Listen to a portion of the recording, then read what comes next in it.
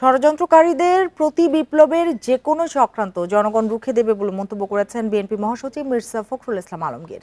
প্রিয় নম্বর সেট করে বিকাশে সেন্ড মানি করুন ফ্রি।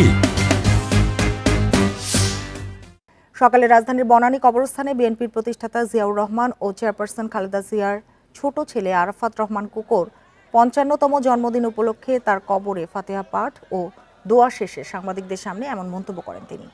মির্জা ফখরুল বলেন, ভারতীয় কিছু গণমাধ্যম ছাত্র জনতার ঐতিহাসিক বিজয় ও অন্তর্বর্তী সরকারকে ব্যর্থ করে দিতে মিথ্যা বানোয়াট প্রোপাগান্ডা চালাচ্ছে। বিদায়ী সরকারের পক্ষে লোক জনগণকে বিভ্রান্ত করার চেষ্টা করছে। এ সময় অন্তর্বর্তী সরকারকে অতি দ্রুত একটি নিরপেক্ষ নির্বাচনের ক্ষেত্র তৈরি করার আহ্বানও জানান তিনি।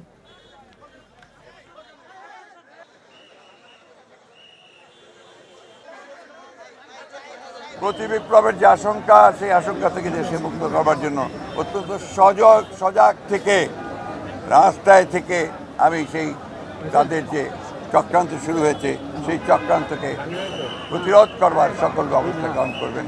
জনগণের কাছে আমার এই হচ্ছে প্রত্যাশা।